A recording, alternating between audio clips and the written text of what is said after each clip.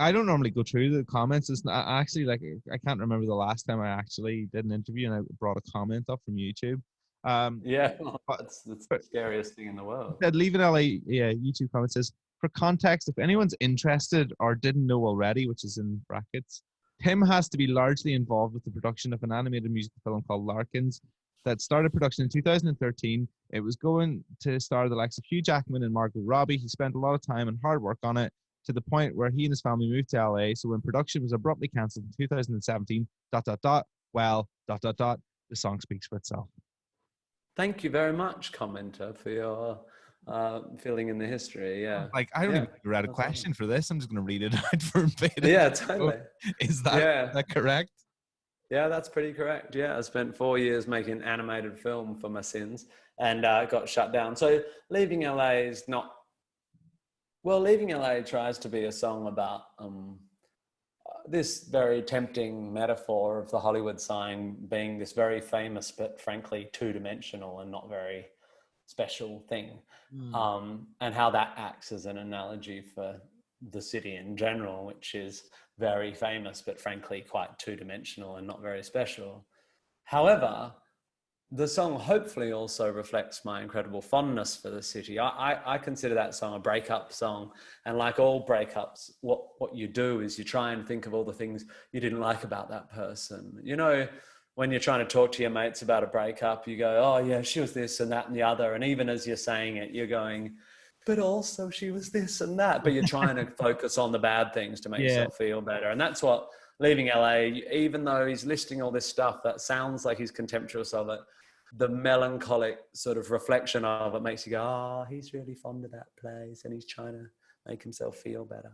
And there must be the feeling of like not closing the chapter properly on it, because like, no, you don't want to leave somewhere with the job that you came over to finish not finished. You know what I mean? There must be that. Yeah, I hate that. My personality does not suit that at all. Yeah, because it leaves an open book.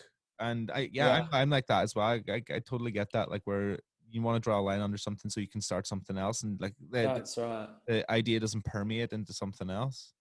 Sometimes I wonder about my little movie, me and the co-director and the writer and the 100 other people who spent years working on it.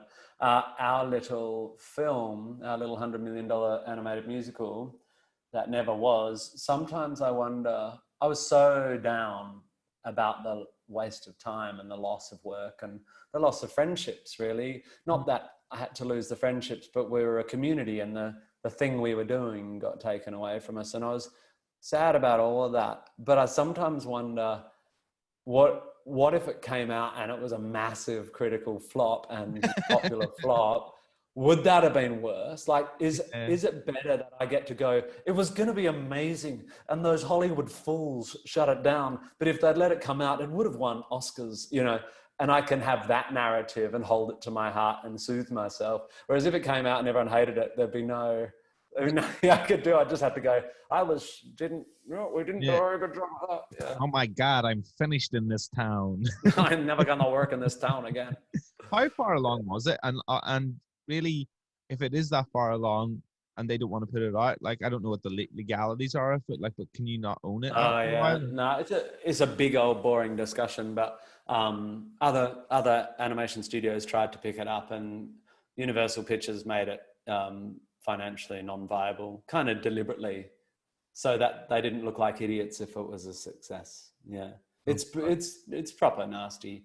It's not nasty, it's just Hollywood. It's just business. They're like, we're going to shut this down. It was 3/4 of the way finished, really, in time, half finished in content. 52 million or 48 million dollars already spent on it. Jesus Christ. And they used that amount of money as a write-off, you know, as against the purchase of the studio, as a kind of whatever. And they said to me, we just didn't know, we didn't think it was going to make money. And I went, well, you don't really know because you're suits and you know nothing about animation, and or what you mean is it didn't look like anything else that had made money, but neither did Shrek, you know. Yeah. And in fact, Disney thought Frozen was going to be a flop until 6 months to go, and the audience tested that freaking song, you know. So they didn't know. They knew damn well they didn't know, but they decided to write it off. And then they made sure that no one else, it couldn't be worth anyone else's while financially to continue to make it, because they would look like idiots if, actually, it's a bit more complicated than that. And I don't want to slander anyone, but you know, it's all that shit. It's all that boring, exactly. boring. If there's somebody that you don't want to go after, it's Hollywood execs, because you don't want Comcast, who own Universal, who own DreamWorks, suing you. Comcast is basically like Jesus smiting you. That would be really bad. They have better lawyers than I do. My mom was pretty hot up in the box there, but like, yeah, is she? But even your mom wouldn't be able to stand up to Comcast. I think their lawyers have an entire building just there on Highway 5 or whatever it is. What was like the thing that you loved about Hollywood? What would bring you back there? Well, I don't think I'd go back there because I very much love working, and I don't know. Look, I could well go back there, but I even the people I love over there have a sort of, it's not a place for people who go, I just want to make good stuff. I just want to put good ideas into the world, you know? Right. And that's me, really. I'm just like that nerd. And I like having done well, but I just mostly, I want to put good stuff into the world. Like I think a lot about the morals of it and all that stuff. So it's probably not, and I know that's really righteous and stuff, but that's just my small town something. But I loved living in the Hollywood Hills. It happens that my wife and my kids just we found a really good school and we made really nice friends. And I kind of learned to snowboard and went up to Mammoth and snowboarded and went hiking through Griffith Park near where we lived. And did you have like a celebrity friend and a celebrity friend with children that hung about with your children? I always just imagine that's what happens when you go to. I mean, we knew some names you'd know, but we early on went to quite a few of those parties and just decided it wasn't for us. I love it. Like Curb Your Enthusiasm. You know, Curb Your Enthusiasm, where like you've got like Larry David going over to Ted's house and they're all just going, they're talking about what they're having for dinner, and you're just like, God, what is that life? What is that life? Where like they've all got hundreds of millions in the bank and they just sit around just going, I go for coffee, might buy a jumper today. That's the big thing. Oh man, I know so many of those people, and they're good people. They're no different from anyone. They're just, the only difference is they can't really go out, and it's awful.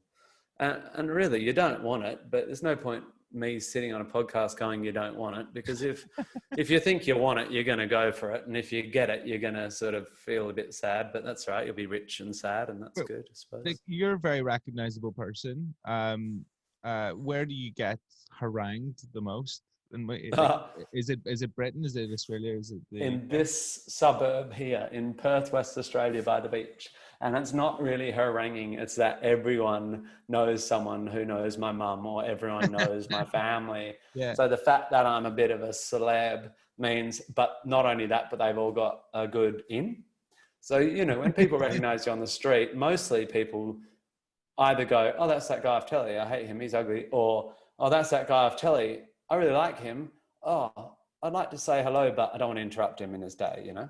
And then there's the group who go, oh, I want to talk to him. What am I going to say? And that group of people in Perth, they all know what they're going to say. Because it's like, I used to work at the hardware with your cousin, and then my daughter went to Scotch, and I know you know, like that. So this is where I can't move around much. And after that, London, really. I've been that person, the person who goes up to people. I've done it twice. I've done it a couple of times, I reckon. Right. Once I was I was in a bar in Madrid, and Kevin Bridges was sitting at the bar, and I was like, I fucking love Kevin Bridges. He's one of the funniest comedians about. I'm gonna let him be. I'm a bit pissed, and the last thing he needs, he doesn't need it, is me going up. Although, like, Kevin Bridges was sitting in the pub chatting away to everybody holding court, so I think he probably was enjoying himself. But on the flip side of that, being as dead on and sound as I was there, I was equally, probably, if not worse, a ball bag to John Lithgow. Oh, really? Oh, he's lovely. My band was playing, like when I was a kid, was playing in Dublin, and we were driving past, and I had like a bass amp, a big, huge, Ashdown bass amp on my knee. And as we were driving past, I started stuttering. I was like, it's your man. It's your man. So I just Your soulmate. yeah, so I just wound the window down, and I didn't know what to say as we were driving past. I just put my head out the window, and I was like, "Hi, Third Rock," and he turned around, and I was like, "Fuck you!"